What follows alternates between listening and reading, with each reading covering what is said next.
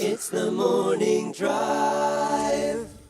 Welcome to the Morning Drive. I'm your host, Brooks Fiesinger of BrooksFiesinger.com and MillionaireWho.com, where we help you stabilize your wallet, secure your future, and succeed in entrepreneurship and finance. I'm here with my co-host today, Hyundai Sonata. All right, let's get on the road. So what's on the docket for today? Today should be an exciting conversation because we have an intro to investing, right? Okay, before you shut off the podcast, I want you to think for a minute, okay? Once you start saving money, as in not spending it all, what do you do with it, right? That's what I'm referring to as investing. So it doesn't mean you're necessarily buying stocks. It doesn't necessarily mean that you're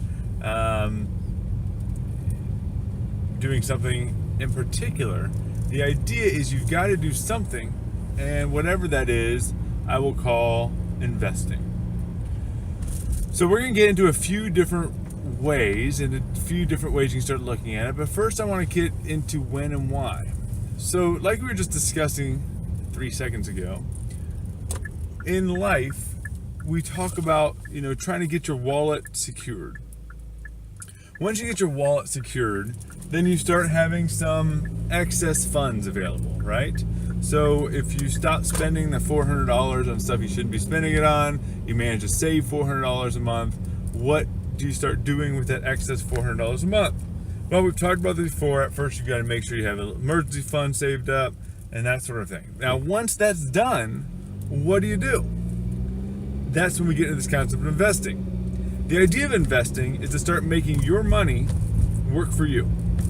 So, I love the concept of, when you get a loan, you're paying the bank extra money to let you use that money, right? So, the bank gives you $100 because you're going to pay them $20 plus the $100, you can pay them $120.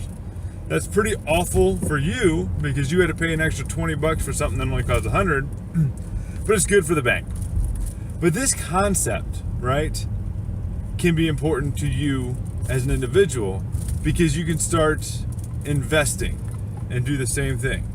Instead of spending the money that you don't have and paying somebody else to use the money, why don't you get somebody to pay you for the money, right?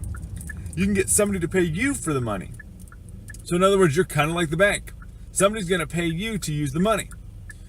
Now, how to do that is there's a lot of different strategies. And the 4 that we're going to focus on today are real estate, stock market, entrepreneurship, and other assets, right? So those are the primary ways that I tend to see you can easily start investing and start leveraging the savings that you have. Now, some of you out there are going to sit there and say, okay, I saved $117 last month. Where should I get started?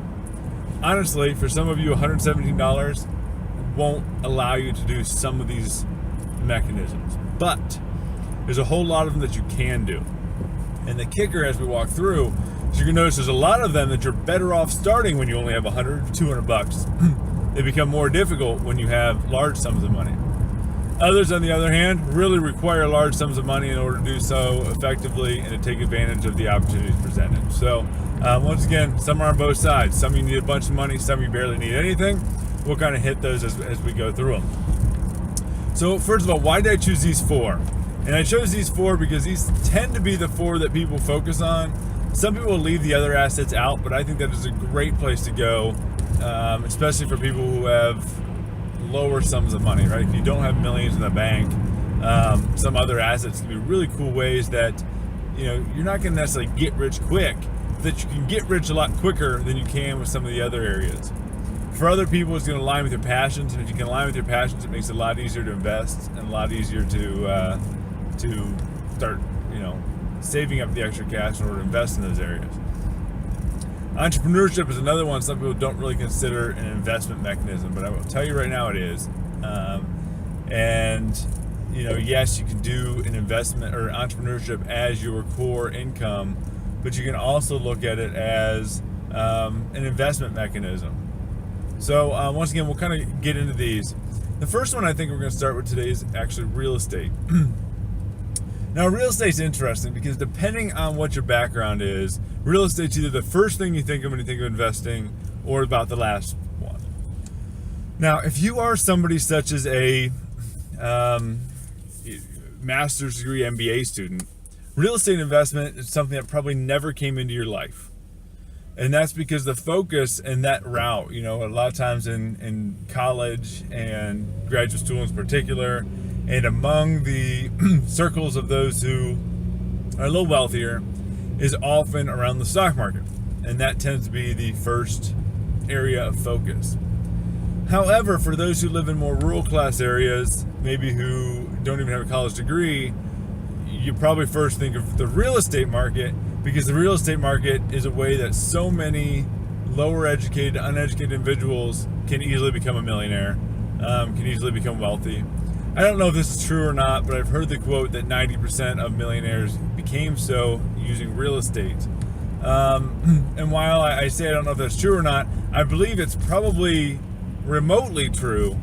But 90% is pretty high, especially knowing the percentage of people who became millionaires doing things like entrepreneurship, starting their own business, and similar. So, once again, it is possible, but there's no question that a whole lot of people become millionaires using the real estate investment mechanism. So, if you're getting into real estate, how do you start?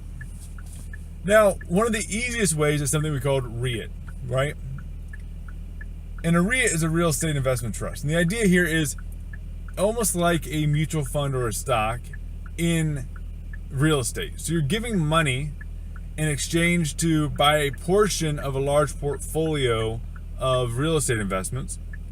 And therefore you get a portion of those returns from that real estate investment portfolio.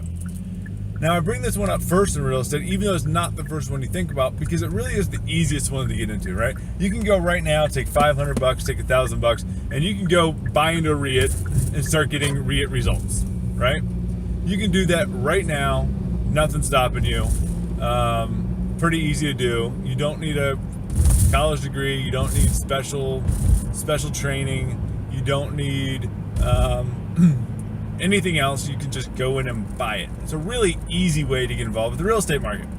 And that's really the holdup that tends to cause people problems when we talk about real estate, in that they don't want to, or they can't figure out the complexities of real estate market in order to start taking advantage of all that real estate market has to offer. So the benefit of REITs is really you can get involved with the real estate market without having to really understand all the nuances and figure out a real complex strategic approach to the real estate market. This can be very advantageous for a lot of people. It lets you kind of get your feet wet, and it also becomes very easy. The negative is you're going to get limited returns, and some people are going to say it's really low risk. I'll say a slight higher risk than a lot of other areas, because so much is out of your control. And anytime you give up control, in exchange, you're adding risk, right? Because you don't know what's going to happen. You don't have the ability to know what's happening. And even if you do a lot of due diligence, you still have a certain level of risk that is going to be okay for some of you, but for some of you, it's just not worth it, right? Why would you take on that extra risk when there's so many investment mechanisms that you don't have to take that extra risk? So, once again, for some of you, you'll find REITs are a great way to get in. For others, it's not. And you're going to start with a more traditional way, such as becoming a landlord. Now, becoming a landlord is essentially the buy and hold approach. The idea that, okay, so you want to go into real estate, so therefore you're going to buy a property and you're going to hold on to and own that property for an extended period of time. And in doing so, you're going to get return on rents and possibly appreciation of the building. This is a very, very common approach to real estate. A lot of people start with single family homes. You can do apartment complexes. You can do small apartment complexes. But there's other creative things you can do, like mobile homes and land. So the real estate landlording is a very common thing as well. The problem with real estate landlording is it's very, very complex. You have to understand a lot of nuances. to make a lot of money on it, you got to be really smart when you buy, and you got to figure out how to buy low, right? You got to buy low, make your money when you buy. And you have to, make sure you can get renters. You've got to maintain the property. That means, do you have to hire a company to maintain it specifically, or are you going to do it yourself? And if you're going to do it yourself, are you going to deal with phone calls at 2 a.m.? What are you going to do from that regard? Those are the big negatives of landlording. Now, the positive is you can make 30% returns or 20% returns. Those are pretty commonplace. And that's because you can do a lot of things, including just simple huge returns on your rents, but then you also have a huge opportunity to leverage. And what I mean by leverage is you can go get a mortgage out on a property and essentially use other people's money real easily. So you can use a bank's money, or you can use money from other investors or other lenders. And by doing so, you can end up buying, $1 million worth of property for $100,000 or $200,000. So the landlording and buy and hold has a lot of positives, and there's a whole bunch of other tax incentives. I mean, you can, even to the point where you can depreciate your asset, you can depreciate the land or the property, and then you can still, roll the profits in a new property without paying tax. I mean, it's almost a joke how easy it is to hide money or stash money in real estate when you're going the landlording route. So a lot of people love the landlording route because this is when you can just absolutely make a killing. I mean, there's no other place that you can easily get 30% returns, 25% returns. But you have to be really savvy because a lot of people get burned. And you can get burned if you don't know what you're doing. Because of that, it takes a lot of research. It takes a lot of involvement. You probably need a mentor. You're going to want to go, hang out with people. You need to understand the way the industry works. You need to put together a comprehensive business plan and a comprehensive strategy in order to take advantage of it. These are the huge negatives of landlording, right? So there's a lot of money there, but it's pretty tough. It takes a lot of work. It sounds easy. A lot of people just jump in and then they end up getting burned. They overpay for properties and then they lose it and then they go bankrupt and then they, are miserable. And I know people who did that. I know people who lost everything because they made stupid real estate investments.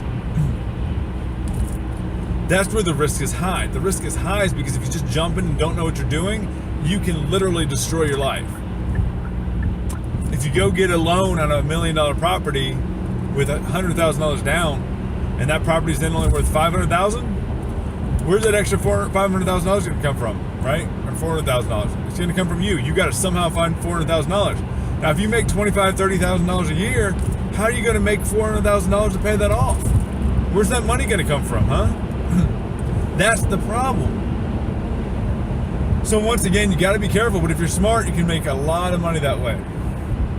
Then there's some other ways that people don't often think about in real estate. You've got the support roles. There's so many different roles that you need, from real estate agents to title offices to helping people buy properties, to helping people invest in properties, giving somebody else money to invest. That's something you can do.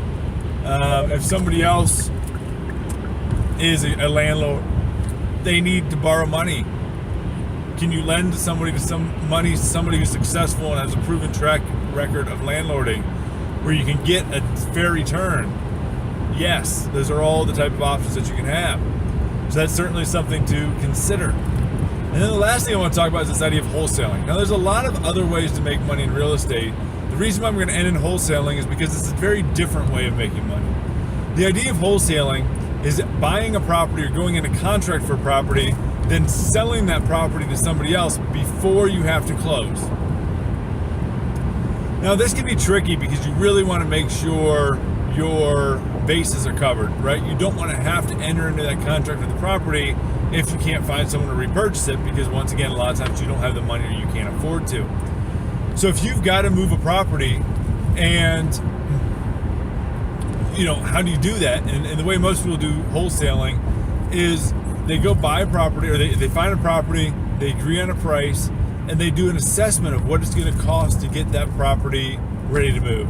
And maybe it costs $25,000 to update the property, make it saleable, but then you go to somebody who is looking for properties to flip, and you can say, hey, look, I've got this property for you. It's going to be $110,000. It's going to cost $25,000 to flip, but then it's worth $150,000, right? So that person is going to sit there saying, okay, So I'm going to be able to buy it, I'm going to be able to flip it, I'm going to be able to make a profit on it. But that wholesaler just resold it for more money than they had to pay for in that contract, right? And that's kind of the idea, and that's kind of the magic when it comes to what you can do there, is you're literally reselling it for more than you'd have to pay for it, and you never even have to take possession of the property. So you literally just get $10,000 and never have to touch a property. That can be difficult, but it can work very well for people who understand what they're doing and who know how to take advantage of the opportunity. So once again, that's one of those cool ways that you can make money without money in the industry. But the big problem is it takes a lot of research, it takes a lot of knowledge, it takes connections. You've got to make sure your bases are covered. That might not be the best place for the novice investor, right? And so once again, wholesaling is a really cool way to make money because you don't have to put any money up front. But the big negative is it's, once again, takes a lot of knowledge. So once again, we kind of got into real estate. That's a high-level summary. You realize that you can definitely make money.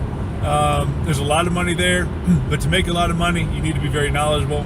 To be very knowledgeable, you need to understand these things. You need to get in it. You need to spend a lot of time, right?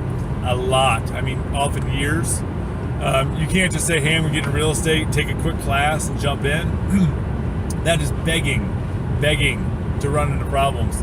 I think you really need to research it. You need to spend a lot of time with it. You need to go mentor people. You need to go work for free for other real estate people just to learn the business. Or you need to go and get a traditional job in real estate. You know, you can become a real estate agent. You can become a title agent, title officer. You can work for one of those related companies. You can do one of those many, many things to become an expert and become very knowledgeable about it. But once again, a lot of money takes a lot of work. So next, I'm talking about stock markets. Now, there's a lot of different ways to invest in the stock market. One of the easiest ways for the novice investor is what you call a broad market mutual fund. Now, broad market mutual funds, the idea behind them is that you're invested in a whole bunch of businesses across a broad market, so you're not going to get impacted largely by single business successes and single business weaknesses. The positive is that you start taking advantage of the entire market, or an entire market, or if you do a smaller industry, but entire market's ups or downs. So as long as the entire market's doing well, you make money. If the market's not doing well, you can lose money. But in general, people tend to believe that the markets over time do well. Therefore, if they do well and you can count on a positive growth over time, then broad market index funds can be a way to take advantage of that growth while minimizing your risk. Now, I've got to clarify here that I am not a licensed market advisor, and therefore I cannot give you specific advice. All I can talk about is how these things generically work and talk about potentially things that I do personally. So one of the other areas besides broad market funds, a lot of people choose to do broad market funds, especially if they are not real knowledgeable about the market, because the risk is a little lower when you don't know what you're doing. The flip side is the upside tends to be a little lower as well. There's been time periods where you could have gotten 12-15% returns.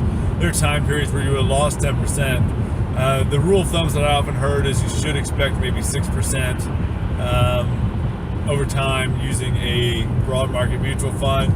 Although you can, some people say it should be 7%, some people say 4%. But once again, you can do a little better, you can do a little worse, depending on how the total market's doing. The next area is dividend stocks. And so the idea of dividends are when a company pays back owners a portion of their profits. And it's a way to distribute the ownership to all the owners of a stock. And this is probably a good time to mention exactly what is a stock. So a stock is a small ownership fraction or portion of a given company. So if you own a share of stock in Apple or Procter & Gamble or Walmart, you are actually an owner of that company, right? You own part of Walmart or part of whatever that company is. Now this is kind of cool to a lot of people because they love the idea of, oh my gosh, I own this large corporation. And you do, right?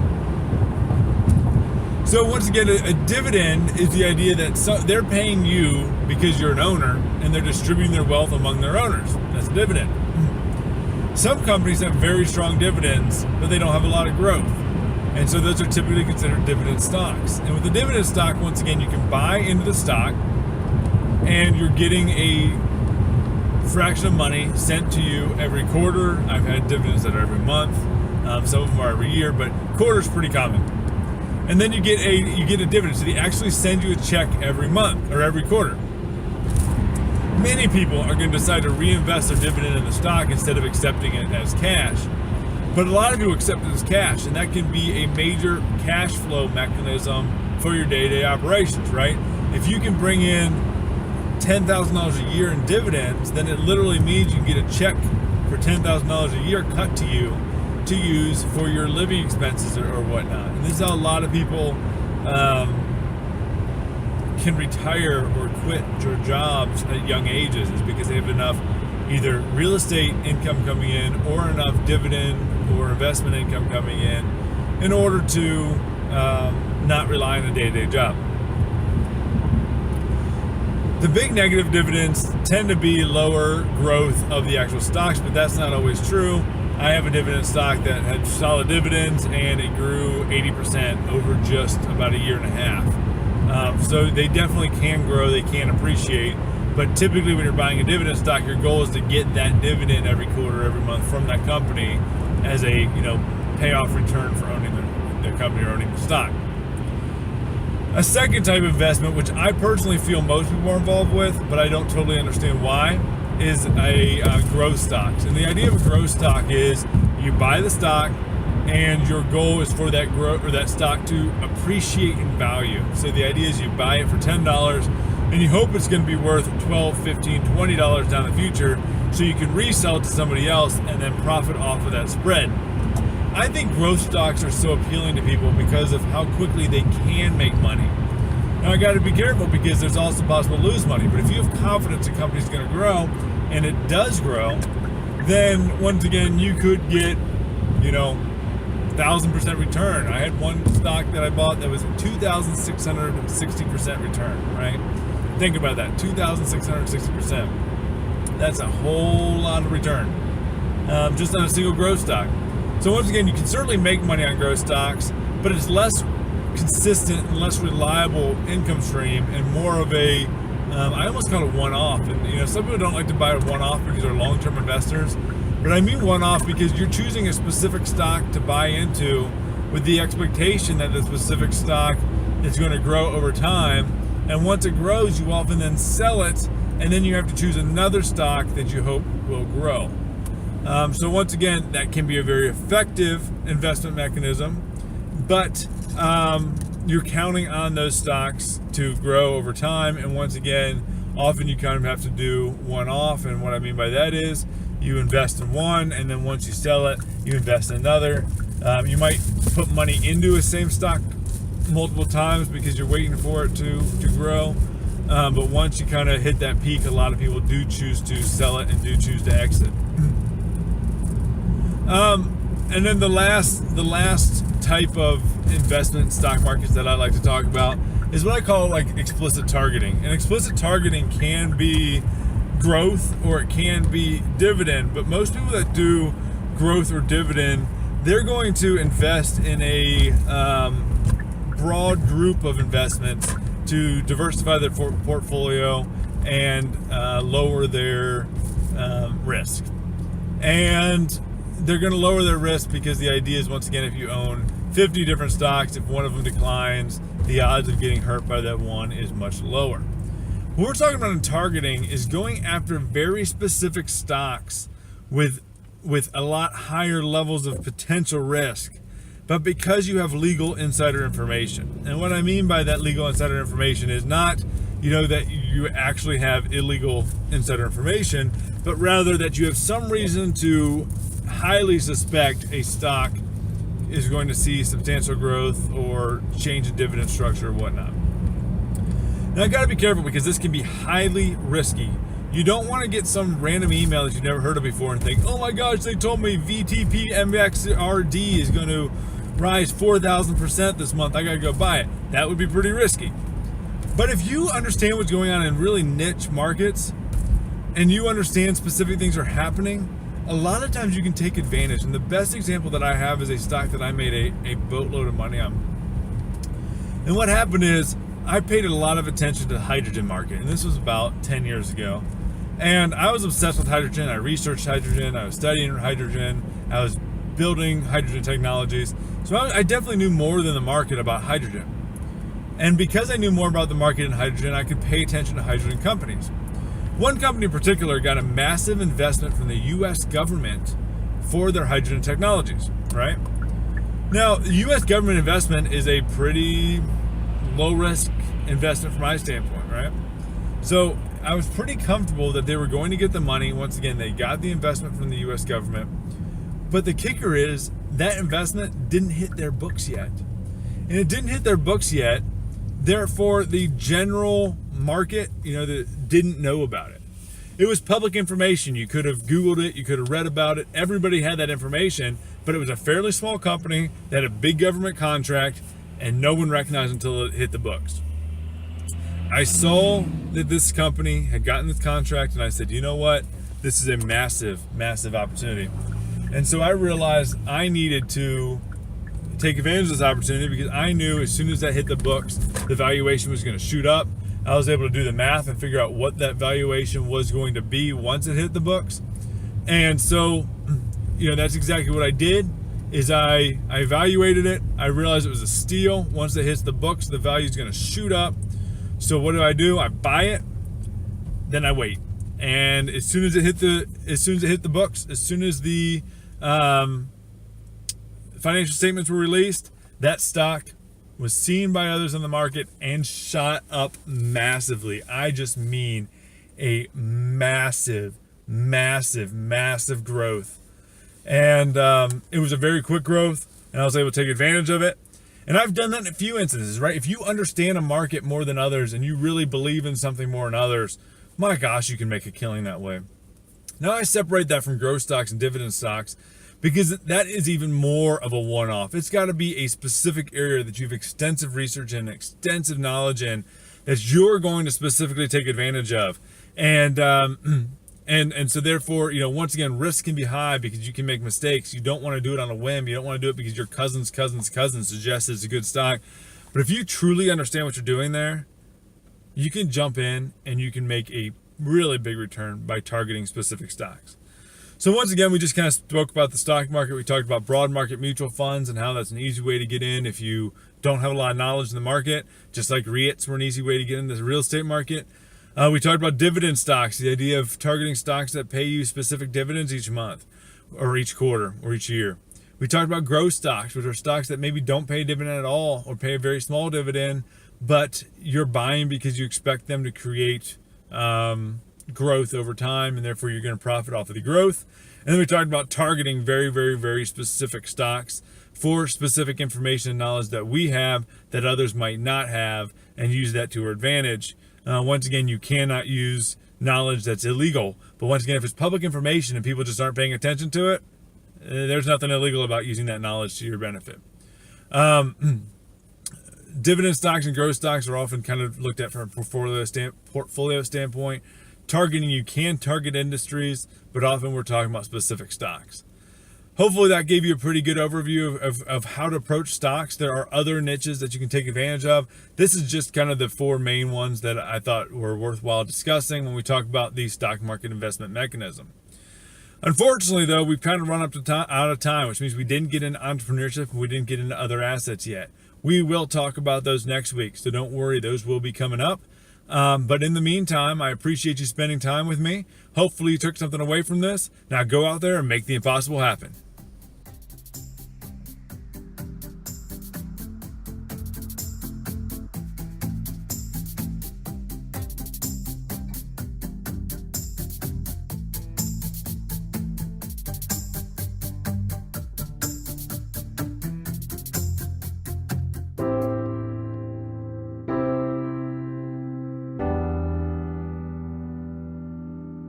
It's the morning drive.